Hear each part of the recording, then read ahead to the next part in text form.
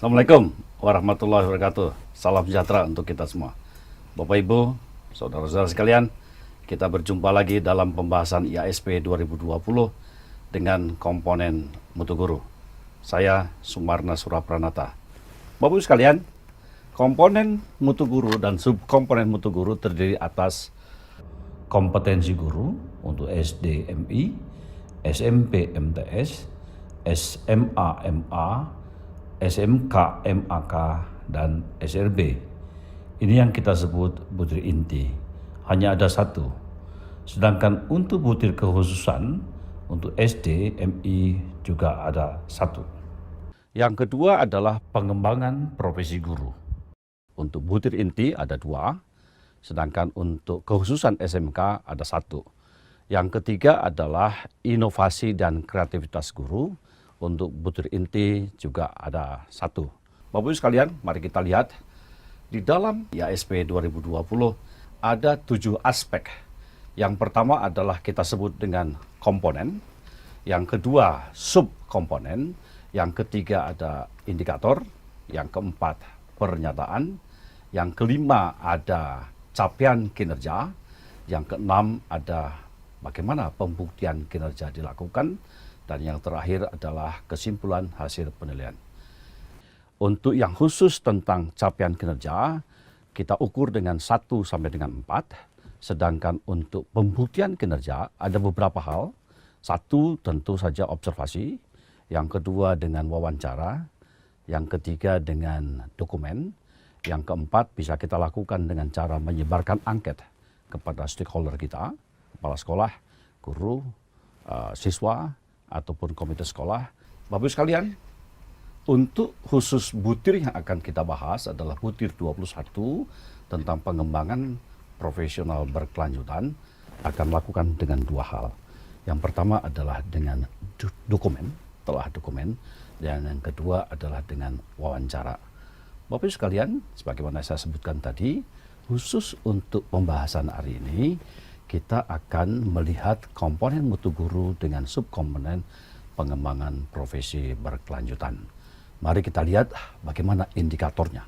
Bunyi indikator adalah melakukan pengembangan profesi berkelanjutan. Pernyataannya adalah guru melakukan pengembangan profesi berkelanjutan untuk meningkatkan pengetahuan, keterampilan, dan wawasan. Bapak Ibu sekalian, capaian kinerja kita umpamakan seperti garis kontinum yang menunjukkan performance dengan deskripsi yang disajikan dalam marking rubrik atau leveling 1, 2, 3, dan 4. Untuk mendapatkan 4, tentu sangat sukar dibandingkan dengan 3, 2, ataupun 1. Karena apa? Karena deskripsi yang ada di level 4 lebih kompleks daripada 3, 2, ataupun 1. Mari kita lihat Bapak Ibu sekalian, leveling yang kita buat untuk butir 21 ini. Yang pertama adalah guru melakukan pengembangan profesi berkelanjutan berdasarkan inisiatif sekolah atau madrasah. Dan yang kedua adalah hasilnya belum berdampak terhadap peningkatan mutu pembelajaran dan capaian siswa dalam bentuk kegiatan yang masih terbatas. Jadi ini level yang paling rendah pada peningkatan pengembangan profesi berkelanjutan. Kita lihat level kedua adalah guru melakukan pengembangan profesi berkelanjutan. Ada 3 nih. 1, atas himbauan. Yang kedua, sudah berdampak. Dan kegiatannya dilakukan melalui beragam bentuk. Bisa di KKG, bisa di MGMP, dan lain sejenisnya. Ini kita katakan level 2. Yang ketiga adalah guru melakukan pengembangan profesi berkelanjutan atas inisiatif sendiri. Ini yang keren ini. Dan hasilnya berdampak terhadap peningkatan mutu pembelajaran dan capaian belajar siswa. Yang ketiga, dilakukan beragam kegiatan, KKG, MGMP, diskusi ilmiah, dan sebagainya. Dan yang keempat, membagikan praktek baiknya. Hasil dari kegiatan-kegiatan itu dibagikan kepada siapa? Hanya kepada teman sejawat di sekolahnya sendiri. Bapak Ibu, level yang paling tinggi adalah level 4. Yang saya katakan tadi, 1, 2, 3, 4 ini adalah garis kontinum. Yang keempat ini tambah komplit. Yang pertama inisiatif sendiri. Yang kedua dampaknya ada. Yang ketiga beragam bentuk dilakukannya di KKG, MGMP dan sebagainya. Praktek baiknya dibagikan di dalam sekolah maupun di luar sekolah. Ini yang lebih keren. Ini kata kunci yang sangat penting di dalam kita melihat capaian kerja yang dilakukan oleh guru untuk pengembangan profesi guru, kompetensi berkelanjutan. Bapak Ibu sekalian, di dalam instrumen kita terdapat aspek yang lainnya adalah untuk pemberian kinerja, kita berikan definisi dulu. Apa yang dimaksud dengan pengembangan profesi berkelanjutan, yaitu kegiatan guru, upaya guru untuk meningkatkan karir dan profesinya yang dilakukan secara sistematik, bukan hanya sekali, bukan hanya 2 kali, tetapi secara sistematik dengan menggunakan berbagai cara dan wahana. Bapak Ibu sekalian, untuk melihat PKB atau pengembangan profesi berkelanjutan itu, yang saya katakan tadi di dalam grafik yang 7 itu, ada 2. Khusus untuk butir nomor 21, yaitu telaah dokumen dan wawancara. Untuk melakukan telaah dokumen dan wawancara, Anda sebagai asesor, Anda sebagai pelatih asesor harus mampu melakukan apa yang kita sebut dengan professional judgment. Apa itu professional judgment? Kalau kita sebagai guru, kita punya kemampuan yang disebut dengan kemampuan sasmita, yaitu kemampuan untuk mengetahui keadaan sekitar kita dengan sangat cepat.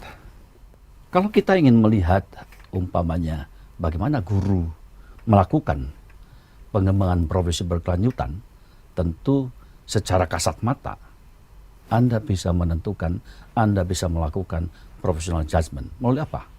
Melalui wawancara.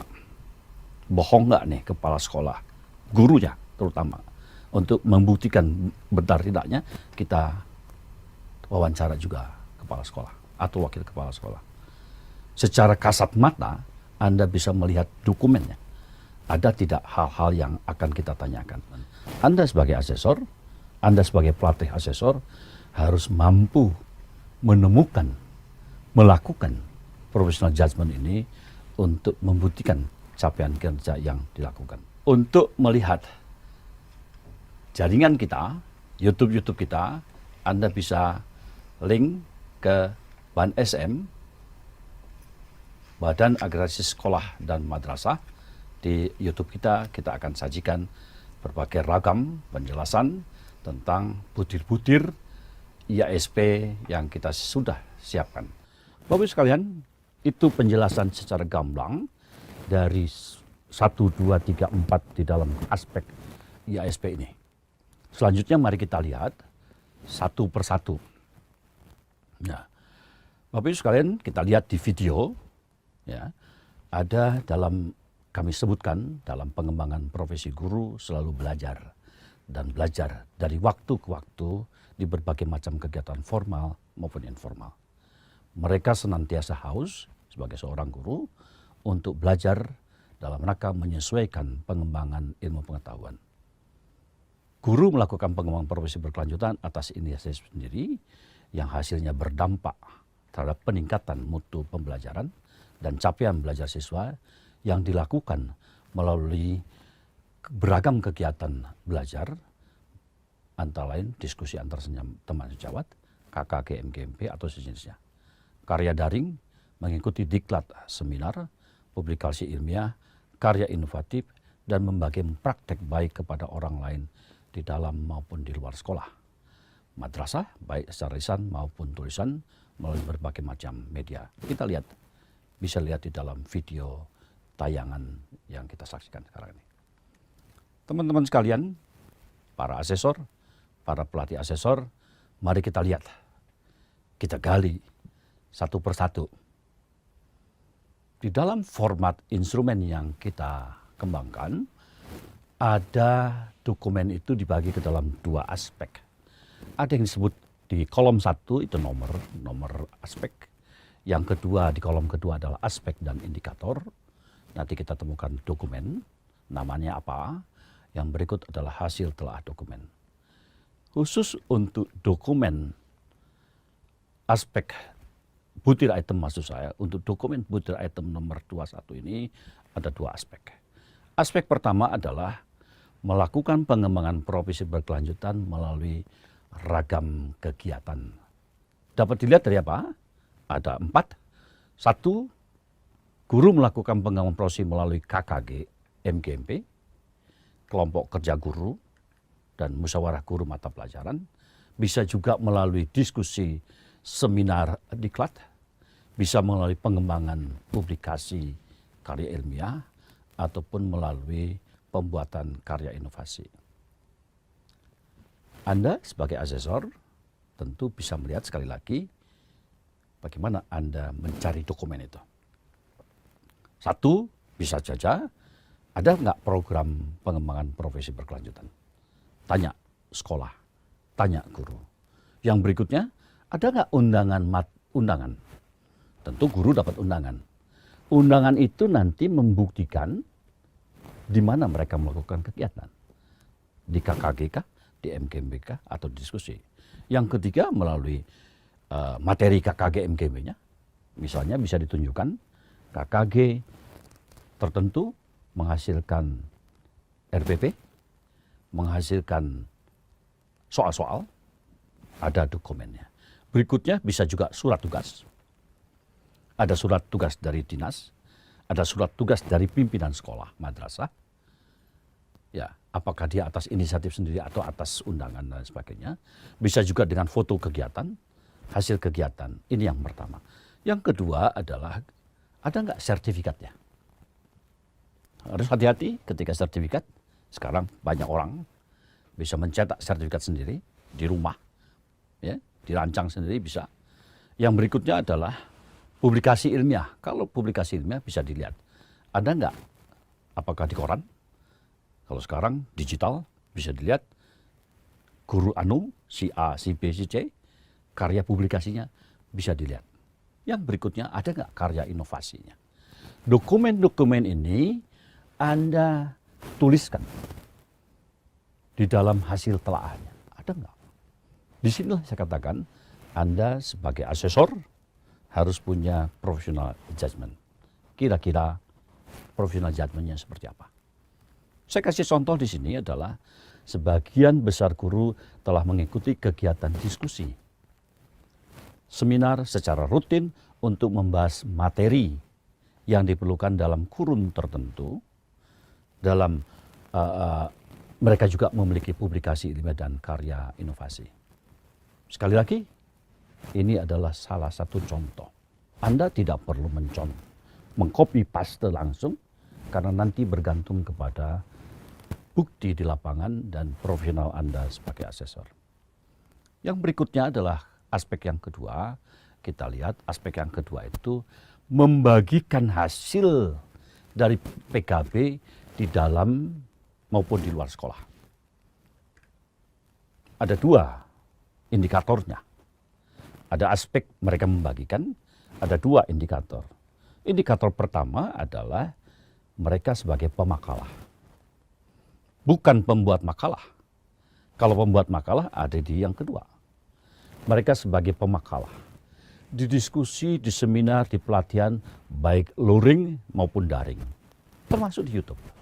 Zaman sekarang, orang banyak mengupload kegiatan mereka di YouTube. YouTube atau daring itu adalah salah satu bukti mereka membagikan di dalam maupun di luar sekolah. Yang berikutnya, ada nggak makalah yang ditulis? Ada nggak paper? Ada nggak artikel? Ada nggak mereka menulis panduan? Ini indikator-indikator untuk menunjukkan bahwa guru di sekolah itu aktif membagikan PKB mereka, hasil PKB mereka, atau karya mereka di dalam maupun di luar sekolah. Anda sebagai asesor, sekali lagi harus punya sasmita. Harus punya kemampuan untuk melakukan professional judgment. Nama dokumennya Bisa makalah, bisa tulisan, bisa hasil seminar, bisa paper, bisa buku, bisa panduan. Atau yang paling gampang sekarang, tanya, linknya apa? Nama YouTube-nya apa? Anda bisa pegang HP, tunjukkan. Di sini saya kasih contoh saja, terdapat guru sebagai inisiator yang membagi praktek baik yang dilakukan secara rutin dan sistematis melalui berbagai macam media. Bapak Ibu sekalian, saudara-saudara, saya di sini memberikan contoh satu orang sebagai inisiator. Anda mungkin menemukan ada dua inisiator. Tapi Anda jangan sekali-kali menulis semua guru jadi inisiator. Sebab kalau semua guru jadi inisiator, semua guru jadi pemakalah, apalagi luring, maka sekolah ditinggalkan. Tidak ada guru yang ngajar di situ. Yang berikutnya teman-teman, Bapak Ibu sekalian, bagaimana kita melakukan wawancara. Di sini kami contohkan ada 4 aspek yang diwawancara dan indikatornya. Yang pertama adalah kita tanya, apakah betul guru melakukan pengembangan profesi berkelanjutan atas inisiatif sendiri. Ada 3 hal, ada 3 indikator. 1, memang karena kebutuhan pengembangan diri. Yang kedua, karena ada aturan. Harus memenuhi angka kredit umpamanya, untuk kenaikan pangkat, mereka harus mengikuti pengembangan atau mengikuti pelatihan sekian jam. Ini yang disebut dengan melakukan pengembangan profesi memenuhi aturan dan kewajiban. Yang ketiga adalah permintaan kepala sekolah. Di sini kami contohkan 2 pihak yang kita tanya. Yang pertama adalah kepala sekolah atau wakil kepala sekolah. Yang kedua guru sendiri. Ini contoh kepala sekolah memberikan fasilitas sepenuhnya kepada guru yang akan melakukan pengembangan profesi berkelanjutan. Sekali lagi, contoh. Anda wawancara dari 3 indikator tadi untuk 1 aspek inisiatif sendiri, Anda simpulkan. Tidak harus begini. Ini adalah satu contoh. Gurunya mengatakan, guru melakukan PKB atas inisiatif sendiri. Aspek kedua, kita akan mengukur, akan melihat dampak pengembangan profesi guru terhadap peningkatan mutu guru dalam pembelajaran maupun capaian belajar siswa dari segi akademik dan non-akademik. Ada 3 indikator yang kita lihat. 1, yang adalah pengembangan profesi ini berdampak apa tidak. Ada manfaatnya apa tidak. Yang kedua, apakah ada peningkatan mutu pembelajaran. Berubah enggak cara guru mengajar, metodologi mengajar, penggunaan alat-alat yang dipakai untuk memperagakan mata pelajaran tertentu. Berubah apa enggak? Dan yang ketiga juga yang sangat penting adalah ada enggak perubahan capaian belajar siswa dari akademik maupun non-akademik. Itu adalah indikator untuk melihat dampak. Kita lihat bagaimana hasil wawancara kita terhadap kepala sekolah. Saya katakan, ini adalah contoh. Ya, di sini saya tulis, kepala sekolah menilai PKB menjadi guru-guru lebih baik dalam mengajar. Sehingga hasil belajar siswa di bidang akademik dan non-akademik meningkat. Kepala sekolah maupun wakil kepala sekolah yang kita wawancara, kita simpulkan seperti itu. Bagaimana kata guru? Guru mengatakan materi-materi PKB sangat dibutuhkan untuk peningkatan proses pembelajaran, untuk meningkatkan pedagogi, untuk meningkatkan profesional, dan membantu dalam proses pembelajaran. Mungkin sebelum PKB, sebelum peningkatan kompetensi guru melalui kegiatan di KKG MGMP, guru tidak tahu bagaimana cara membuat alat sederhana untuk IPA, untuk matematika. Tapi hasil dari diskusi mereka di kelompok kerja, mereka jadi tahu bagaimana cara membuat alat sederhana. Ketika sekolah tidak punya alat sederhana di kelas atau di sekolah mereka. Itu yang aspek yang kedua. Aspek yang ketiga adalah Bapak Ibu sekalian, ditinjau dari apakah kegiatan itu dilakukan melalui beragam bentuk. Saya katakan tadi ada 4. Kita wawancari kepala sekolah, wakil kepala sekolah, dan tanya guru. 1 di KKG MGMP atau sejenisnya. 2 di diskusi seminar atau diklat. 3 di publikasi ilmiah. Sekarang banyak sekali guru-guru keren, guru-guru hebat kita, membuat karya, menuliskan temuan, dan mereka upload di dunia maya, di YouTube. Yang keempat adalah, ada nggak karya inovasi ilmiah atau karya inovasi saja? Mungkin ada yang menyebut karya inovasi ilmiah, mungkin juga ada yang menyebut karya inovasi saja. Ini karya-karya mereka, kegiatan mereka, ragam bentuk kegiatan harus kita gali. Wakil kepala sekolah atau kepala sekolah mengatakan, ya mereka sudah melakukan. Dengan Anda deskripsikan sendiri. Yang berikutnya, guru juga mengatakan, rutin, ini buktinya Pak. Ini caranya Pak. Ini hasilnya Pak. Professional judgment Anda yang bisa mengisi kolom-kolom di dalam instrumen. Yang keempat Bapak Ibu sekalian adalah membagikan hasilnya di dalam dan di luar. Sama. Tadi dilihat dokumennya, sekarang kita lakukan wawancara. Pemakalah maupun pemateri maupun buku, paket, dan sebagainya. Tanya kepala sekolahnya, tanya gurunya. Ini poin yang sangat penting kita lakukan dengan 2 cara untuk mencari tahu, untuk membuktikan capaian kinerja guru melalui peningkatan kompetensi berkelanjutan. Bapak Ibu sekalian, bagian terakhir dari instrumen adalah rangkuman, dan ini yang sangat berat. Yang pertama adalah isi kolom 2, aspek kinerja indikator, dan kolom 4, level kinerja. Ini tidak dapat diubah. Saya langsung kepada praktek saja, mari kita lihat. Yang 1, di dalam rangkuman ada 6 kolom. Kolom 1 adalah menunjukkan nomor, kolom kedua menunjukkan aspek kinerja butir. Saya ambil contoh di sini, melakukan pengembangan profesi berkelanjutan atas inisiatif sendiri. Deskripsi hasil Anda melakukan telah dokumen dan wawancara, Anda menuliskan apa? Bergantung kepada data dan fakta, bukan imajinasi.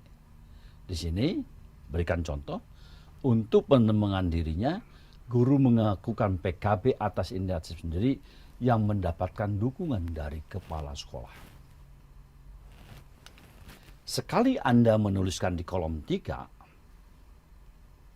sesudah yakin, Anda akan langsung ke kolom 4. Sekali Anda mengklik di dalam sistem Sispena kita, sekali mengklik kolom 4, Anda tidak bisa balik lagi ke kolom 3. Ini penting. Ya. Di dalam kolom 4 akan Anda temukan deskripsi level kinerja untuk aspek 1. Umpamanya di A, guru melakukan pengembangan profesi berkelanjutan atas dasar kebutuhan untuk pengembangan dirinya. Sedangkan Anda menuliskan kesimpulan, guru melakukan pengembangan dirinya, guru mengikuti PKB atas inisiatif sendiri. Kolom 3 dan kolom 4 Anda sandingkan. Hati-hati. Professional judgment di sini, Anda sebagai asesor harus clear cut. Pernyataan Anda di kolom 3 dicocokkan dengan kolom 4, mana yang cocok. Mana yang benar? Anda lingkari di kolom 4. Kalau Anda melingkari di kolom 4, Anda tidak bisa balik lagi ketika Anda klik. Di mana? Di sistem Sispena kita. Saya ulangi. Anda melakukan professional judgment statement, Anda menuliskan deskripsi hasil wawancara dan dokumen di kolom 3. Setelah Anda firm, setelah Anda yakin, klik di Sispena, enter, Anda akan menemukan kolom 4 A, B, C, D. Cocokkan antara kolom 3 dengan kolom 4. Akan begitu Anda melingkari, Anda tidak bisa balik lagi. Oleh karena itu hati-hati ketika Anda melakukan penentuan di kolom 4. Bapak Ibu sekalian, setelah kolom 4 selesai, Anda klik di dalam sistem Sispena kita, Anda akan temukan kolom 5, skor kinerja. Ada 3, ada 2, ada 1. 3 itu tinggi, bagus. 2 itu sedang. 1 itu rendah. Anda tentukan kolom 5 ini skor mana untuk skor kinerja, untuk level kinerja yang sesuai dengan deskripsi hasil temuan Anda di wawancara atau telaah dokumen pada kasus soal nomor 21 ini. Saya kasih contoh umpamanya Anda lingkari 3. Klik. Sekali Anda sudah selesai, Anda tidak bisa lagi balik ke nomor 4, kolom 3. Tidak bisa. Apabila Anda temukan sesuatu yang menurut Anda kurang baik, atau sesuatu yang membuat Anda melakukan judgment, professional judgment, berikan catatan di kolom 6. Umpamanya di sini, sebagian besar guru telah melakukan kegiatan PKP atas inisiatif sendiri. Clear cut. Saya ulangi ini, karena ini bagian yang sangat penting. Yang kosong, Anda tuliskan hasil telaah, wawancara, dan dokumen pada kolom 3. Setelah selesai, klik atau enter nanti di dalam sistem Sispena kita, Anda akan menemukan level kinerja A, B, C, D. Dari level kinerja A, B, C, D ini, Anda tentukan mana yang sesuai dengan kolom 3 pada kolom 4 ini. Anda pilih A umpamanya, boleh. Pilih B boleh, pilih C boleh, pilih D juga nggak apa-apa. Bergantung kepada hasil deskripsi yang Anda lakukan. Setelah Anda klik lagi di sistem Sispena kita, Anda akan menemukan scoring yang kita sebut dengan skor kinerja. Anda pilih yang mana? 3 sangat tinggi atau sangat bagus, 2 sedang-sedang saja atau biasa saja, 1 tidak betul, tidak baik atau kurang. Untuk kasus ini, guru melakukan PKB atas inisiatif sendiri. Anda katakan sangat tinggi skor kinerjanya, maka Anda lingkari, Anda cari nomor 3. Sekali Anda sudah melakukan pengisian nomor 3, kolom 3 selesai, kolom 4 selesai, kolom 5 selesai, Anda tidak bisa balik, tidak bisa reverse. Apabila Anda menemukan sesuatu, Anda perlu catat, Anda catat. Umpamanya di sini sebagian besar guru telah melakukan PKB atas inisiatif sendiri, atau Anda mungkin bisa membuat Anda melakukan kesalahan pada pemberian skor kinerja. Bisa. Tapi di sini saya kasih contoh apabila sebagian guru telah melakukan kegiatan PKB. Ini aspek 1. Aspek 2, demikian juga sama. Professional judgment Anda ditentukan akan menentukan pemilihan penulisan pada kolom 3 dan pemilihan pada kolom 4 yang ABCD. Juga penentuan skor kinerja. Ini adalah aspek 3. Sama juga melakukan pengembangan profesi melalui berbagai macam bentuk. Yang kedua tadi, yaitu ada dampak terhadap peningkatan mutu pembelajaran maupun capaian siswa. Yang keempat, yang terakhir ini, membagikan hasil pengembangan profesi praktek baik kepada teman sejawat di dalam maupun di luar sekolah. Rentetan ini akan menghasilkan skor akhir seperti ini, yang kita sebut dengan skor butir. Bagaimana cara menentukan skor butir? Skor butir adalah total skor aspek, ada 4 aspek, dibagi 3 kali jumlah aspek. Bapak Ibu sekalian, teman-teman para asesor, ini akan secara sistematis dihitung oleh Sispena. Anda tidak perlu melakukan perhitungan pakai kalkulator atau pakai apapun. Ketika Anda di tahap berikutnya sudah menentukan di kolom 3, kolom 4, dan kolom 5 sedemikian rupa, maka sistem akan mengeluarkan skor 4 seperti ini. Demikian yang bisa saya sampaikan. Semangat akreditasi, transparan, terpercaya, dan profesional.